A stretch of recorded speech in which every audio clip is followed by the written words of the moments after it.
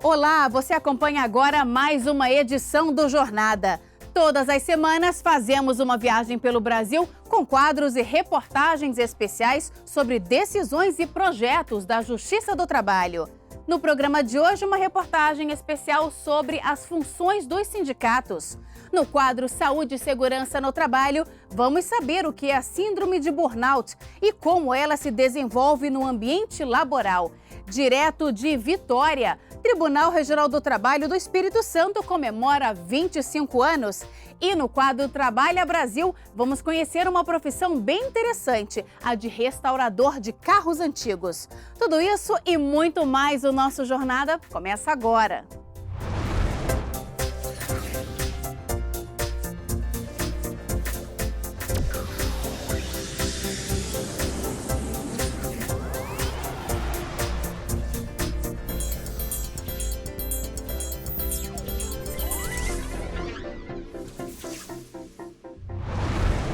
Os sindicatos foram criados para defender os interesses das diversas classes trabalhadoras. É com a ajuda deles que muitos empregados conseguem garantir direitos trabalhistas previstos em lei e melhorias das condições de trabalho. Quer saber mais sobre o papel dos sindicatos? Esse é o tema da nossa reportagem especial de hoje. No Brasil, o sindicalismo surgiu no final do século XIX, quando operários imigrantes que trabalhavam em diversas fábricas, insatisfeitos com as condições de trabalho, se uniram para questionar e lutar pelos próprios direitos. Em 1930, com a chegada de Getúlio Vargas ao poder, foi criada a Lei de Sindicalização. A legislação impedia a participação de estrangeiros nas direções sindicais, determinava o controle das finanças dos sindicatos e proibia atividades políticas e ideológicas. Já em 1964, com o golpe de Estado e a ditadura militar, houve uma repressão ao movimento sindical. Os salários ficaram mais baixos e as jornadas de trabalho excessivas. Depois de vários anos de repressão e controle, as greves voltaram com intensidade. E em 1980 surgiu um novo sindicalismo. Esse movimento tem força junto à classe trabalhadora. Ao contrário do que muita gente pensa, os sindicatos não atuam somente liderando greves. Os sindicatos são pessoas jurídicas de direito privado e atuam como representantes de categorias de trabalhadores e empresas. Eles defendem interesses e direitos coletivos ou individuais e ainda oferecem um departamento jurídico para defender os associados. Marco Túlio foi auxiliado pelo Sindicato dos Bancários de Brasília. Em 2008, ele teve o contrato de trabalho suspenso ao ser acusado de cometer irregularidades na instituição financeira onde trabalhava. Depois de 3 anos sem remuneração por ter sido afastado, ele conseguiu comprovar a inocência e reverter a situação na Justiça do Trabalho com a ajuda do sindicato. O apoio não só jurídico, mas como da classe, né, trabalhadora ali, o apoio que houve, foi um apoio muito forte. O grande apoio mesmo, eu senti muita agilidade, muito conhecimento da parte do sindicato, em termos também junto com o escritório de advocacia, que é do sindicato, né, que fizeram realmente um bom trabalho no sentido de me defender e defender assim, a minha integridade, a minha parte humana também dentro da situação. Os sindicatos de trabalhadores têm a obrigação legal de deixar disponível auxílio jurídico para os que não podem arcar com honorários advocatícios e têm a prerrogativa de homologar rescisões trabalhistas, caso o trabalhador tenha mais de 1 ano de casa. Sem esta homologação, a rescisão pode ser contestada na Justiça. De acordo com o artigo 477 da CLT, a homologação só terá validade se for feito com a assistência do sindicato ou do Ministério do Trabalho. O ato da homologação ele é muito importante porque ele serve tanto para o empregado como o empregador, para esclarecer os direitos e, sobretudo, para prevenir conflitos, que muitas vezes vão desaguar no Poder Judiciário. Os sindicatos são impedidos constitucionalmente de forçar pessoas ou empresas a se associarem à entidade. É que todo trabalhador é considerado integrante da categoria. Os sindicatos são mantidos com os recursos arrecadados por contribuições assistenciais, estipuladas em dissídios, acordos e convenções coletivas, e também por uma contribuição obrigatória, conhecida como Imposto Sindical, prevista no artigo 579 da CLT. Essa contribuição ela é cobrada de todos os trabalhadores, sindicalizados, filiados ao sindicato ou não. Essa taxa representa o valor equivalente a um dia de trabalho de todos os trabalhadores. Por outro lado, existe também a contribuição associativa. O filiado que deseja, o trabalhador que deseja se filiar ao sindicato, ele contribui com essa taxa também. Então, aí ele passa a contribuir e aí o sindicato fixa na sua assembleia o valor dessa contribuição. A criação dos sindicatos é garantida pela Constituição Federal e, para formá-los, é necessário que a ata de assembleia assinada pelos trabalhadores seja registrada em cartório. Depois, é necessário o registro de sindicato no Ministério do Trabalho. E é importante ressaltar que é proibida a existência de mais de um sindicato representativo da categoria profissional ou econômica por município. O Sindicato dos Bancários de Brasília tem 55 anos de história. Já passou por muitos momentos críticos e conquistou vários direitos para a categoria. Uma das principais foi a redução da jornada para 6 horas. Outras conquistas importantes são relativas a próprias questões sociais, né?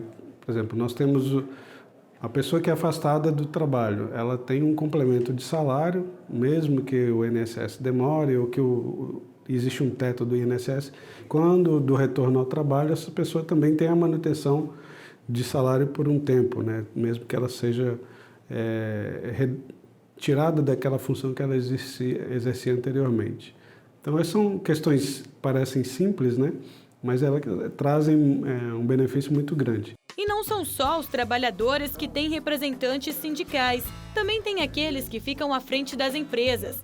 São os sindicatos patronais. Eles têm o dever de representar as corporações nas negociações jurídicas, trabalhistas, parlamentares, entre outros assuntos de interesse dos associados. O Sindicato da Indústria da Construção Civil do Distrito Federal, por exemplo, é um dos sindicatos patronais atuantes na capital brasileira. Os sindicatos, de um modo geral, eles surgiram, eu diria que todos eles, para poder preservar interesses de grupos corporativos específicos. No nosso caso, são as empresas ligadas à construção civil, de alguma forma. Seja na área de incorporação imobiliária, na área de empreitadas de obras públicas, empreitadas de serviços particulares, também são consultores, e também na área de projetos. Então, essa comissão que é constituída para poder participar das reuniões com os outros sindicatos, na verdade, ela já vai instruída, né, por uma comissão aqui, que se reuniu aqui e diz a ela aí até onde ela pode ir, o que ela pode propor, e o assunto, então, vamos dizer, daí para frente, ele é colocado com os outros até que se chegue a um acordo. Vamos agora fazer um giro pelo Brasil para acompanhar algumas decisões da Justiça do Trabalho. Uma trabalhadora da Épicos do Brasil, empresa de Gravataí, no Rio Grande do Sul, que fabrica componentes eletrônicos para diversos tipos de produtos, vai receber diferenças de salário porque conseguiu comprovar que desempenhava as mesmas tarefas que um colega do sexo masculino. Para o Tribunal Regional do Trabalho da 4ª Região, a conduta da empresa ocasionou distinção de gênero, o que é proibido pela Constituição Federal. Cabe recurso ao Tribunal Superior do Trabalho.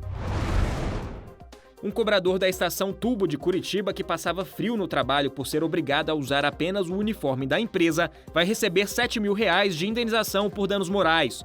O trabalhador era proibido de acrescentar outras peças ao vestuário, sob pena de multa, mesmo que as roupas fornecidas pela Araucária Transporte Coletivo não fossem suficientes para aquecer o corpo no período de baixas temperaturas. A decisão é do Tribunal Regional do Trabalho do Paraná. Os magistrados consideraram desumana a atitude da empresa, que deixava o empregado exposto a condições desfavoráveis para o trabalho. Cabe recurso da decisão. Uma empresa de artigos para a festa de Bataguaçu foi condenada pelo Tribunal Regional do Trabalho de Mato Grosso do Sul a pagar R$ 80.000 de indenização por danos morais e a reintegrar ao emprego uma trabalhadora demitida de maneira discriminatória. A empregada trabalhou durante 6 anos na Regina Indústria e Comércio e foi dispensada enquanto fazia tratamento contra câncer. A empresa alegou que a demissão ocorreu por questões de produtividade, mas segundo o TRT, a empregadora tinha conhecimento que a trabalhadora estava doente e a demitiu 4 dias depois de ter sido comunicada do estado de saúde dela. Daqui a pouco, no quadro Saúde e Segurança no Trabalho, vamos saber o que é a síndrome de burnout e como ela se desenvolve no ambiente laboral. E ainda hoje, no quadro Trabalha Brasil, vamos conhecer uma profissão bem interessante, a de restaurador de carros antigos. Nós voltamos em instantes.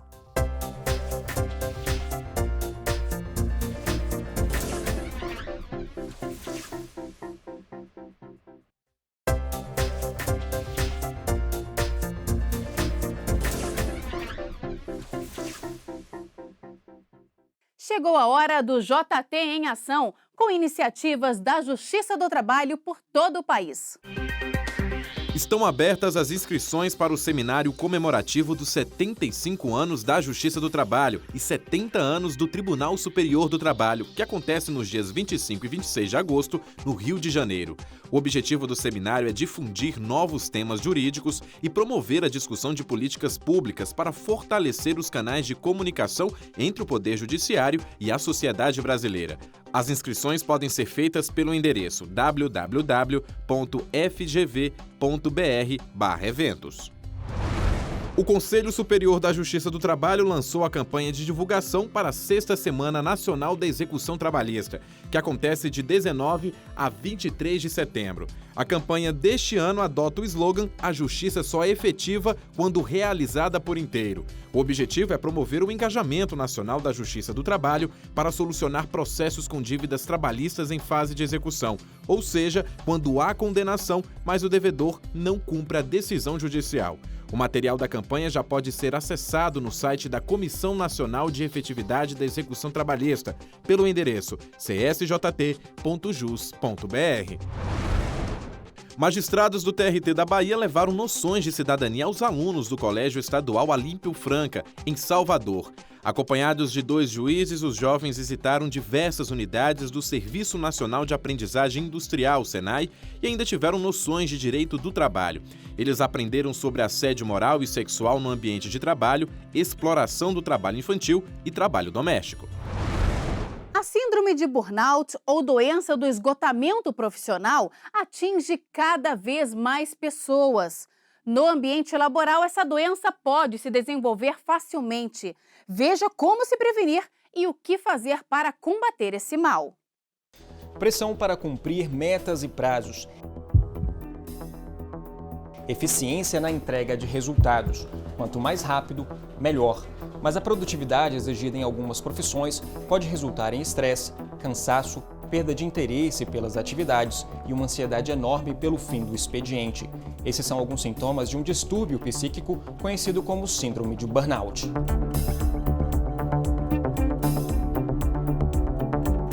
Também chamada de síndrome do esgotamento profissional, a doença é caracterizada por um estado crônico de tensão. Burnout é uma síndrome composta por 3 fatores, é um tripé.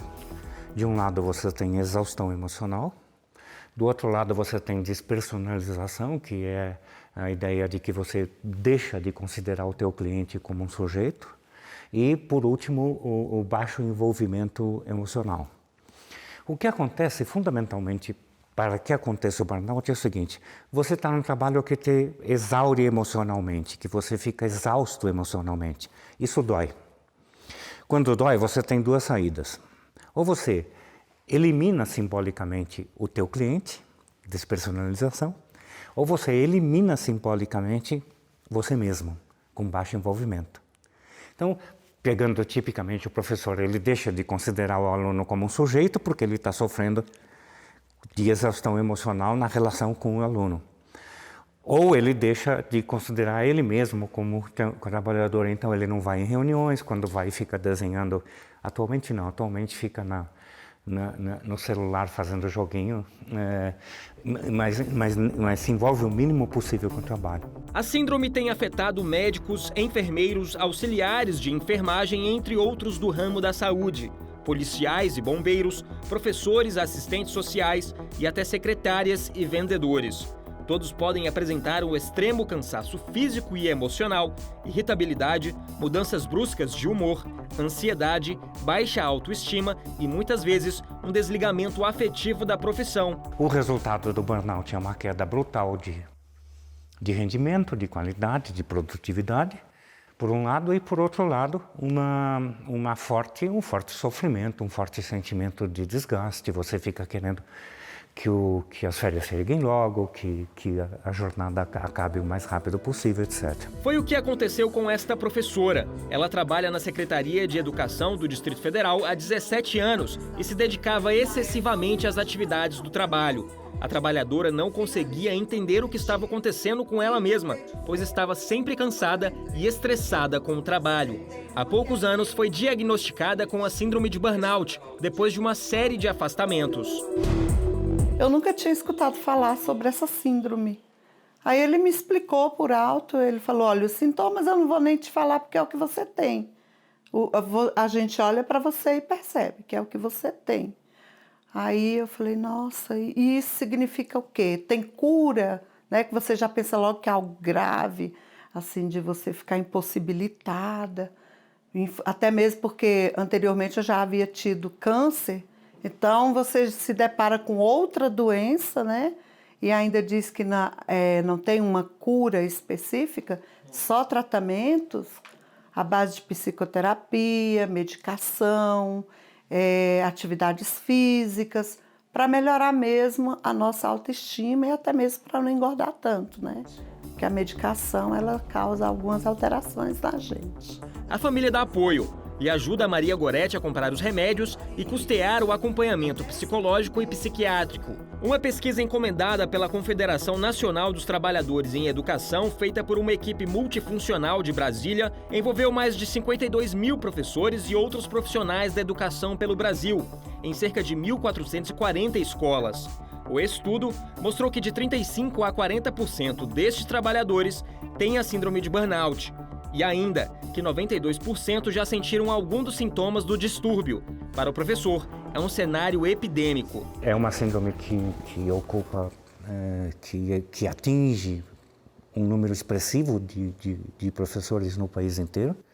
É uma epidemia, né? Era uma epidemia e continua sendo uma epidemia. Ele afirma que o importante é um ambiente de trabalho saudável para prevenir a síndrome. A prevenção existe e é fundamental que a gente faça isso. A prevenção é a intervenção nas condições de trabalho. Para um ambiente de trabalho saudável, as empresas devem prezar pela distribuição adequada do serviço, sem metas exorbitantes ou cobranças excessivas. Combater o assédio moral entre chefes e subordinados ou até entre colegas de trabalho também é uma forma de prevenção do distúrbio. Empresas de médio a grande porte costumam instituir programas motivacionais e também de prevenção de doenças ocupacionais, o que pode permitir a identificação precoce de transtornos mentais. E o próprio trabalhador deve prezar por um bom estilo de vida, com exercícios físicos e alimentação adequada. No próximo bloco, Tribunal Regional do Trabalho do Espírito Santo comemora 25 anos. E no quadro Trabalha Brasil, vamos conhecer uma profissão bem interessante, a de restaurador de carros antigos. Nós voltamos daqui a pouco. Para facilitar o acesso à justiça, o TRT da 11ª Região, que abrange os estados de Amazonas e Roraima, passou a disponibilizar internet Wi-Fi em todo o prédio do regional. Saiba mais em facebook.com/TRT11oficial.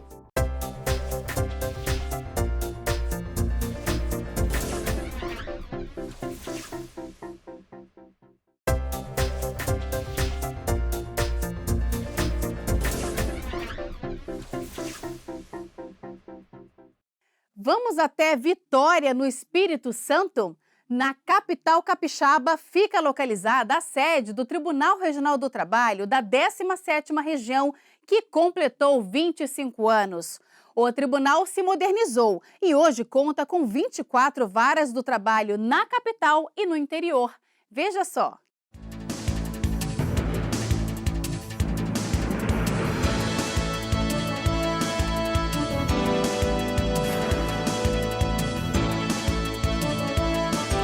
A certeza do reconhecimento dos direitos trabalhistas.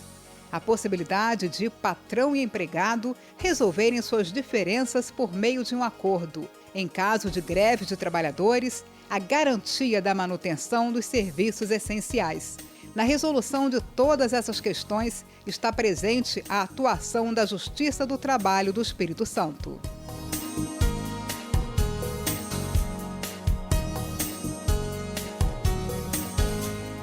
O Tribunal Regional do Trabalho do Espírito Santo foi instalado em dezembro de 1990. Antes, as juntas de conciliação e julgamento, mais tarde denominadas varas do trabalho, eram vinculadas ao Tribunal do Rio de Janeiro. A instalação do Regional Trabalhista atendeu aos anseios do povo capixaba.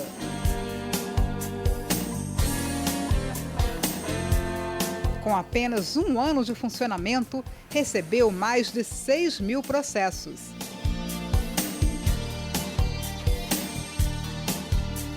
Logo, foi necessário aumentar o número de servidores, juízes e varas.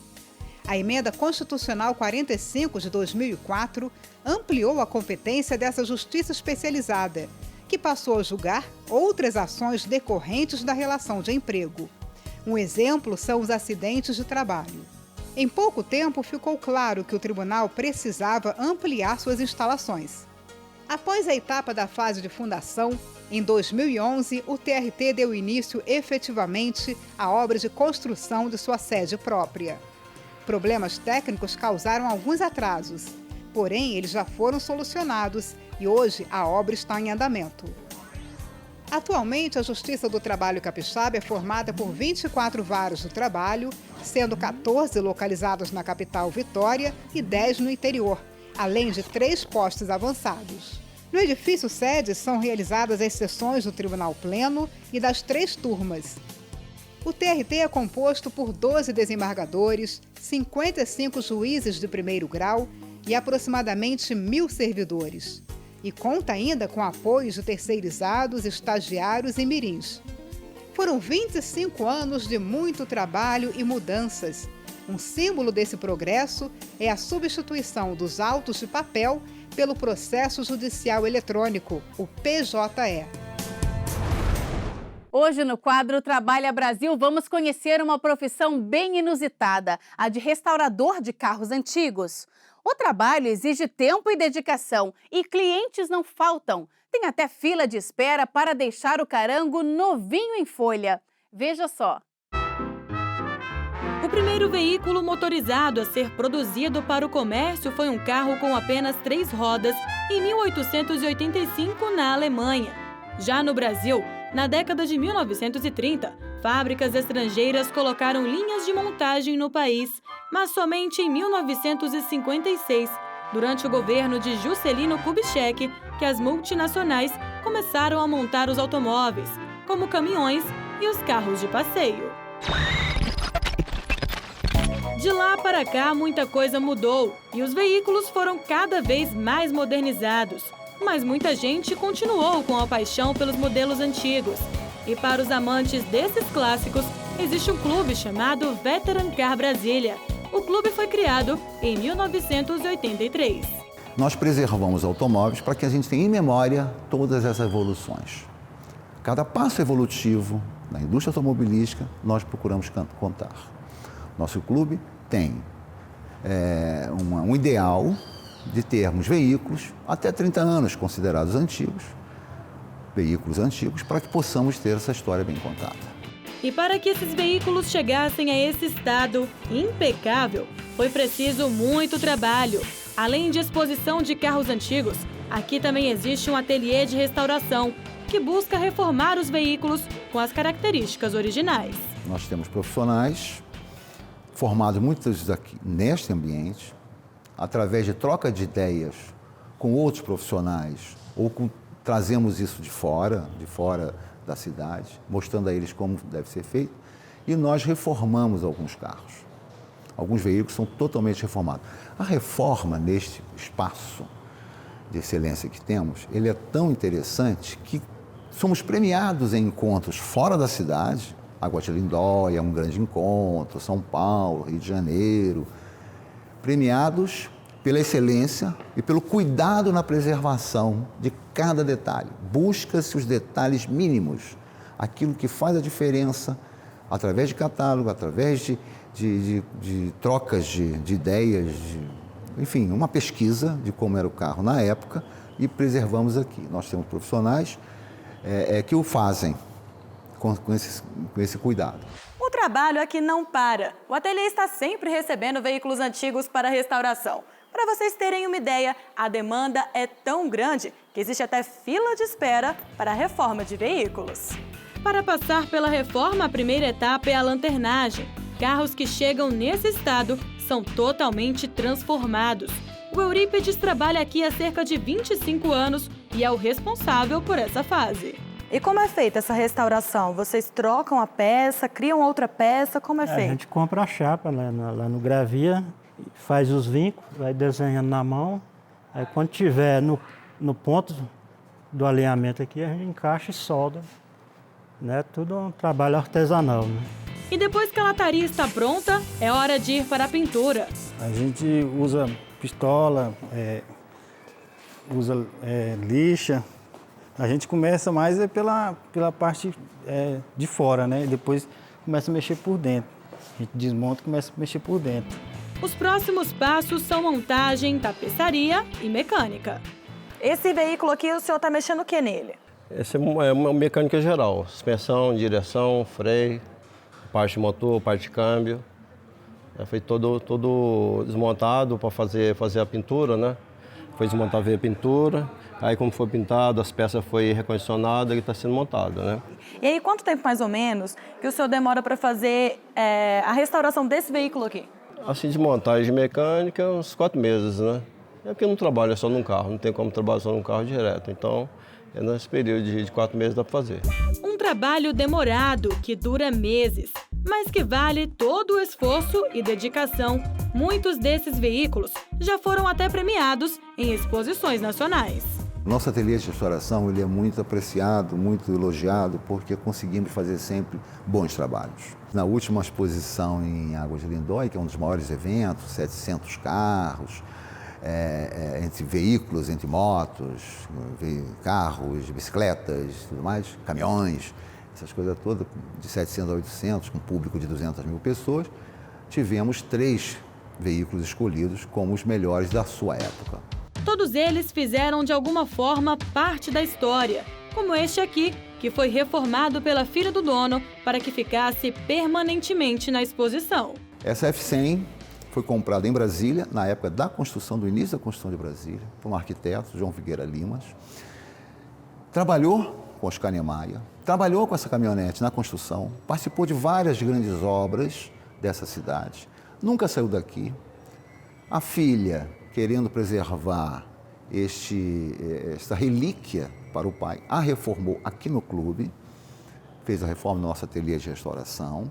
Ela está perfeita, andando, é sempre muito mostrado, é a história viva do nosso clube. É essa caminhonete ao lado da outra C10 veículos da época da construção da cidade.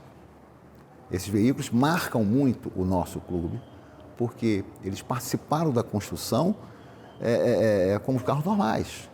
Hoje eles estão aí descansando. E como não sentir vontade de dar uma voltinha em uma dessas belezuras? Aproveitei a oportunidade.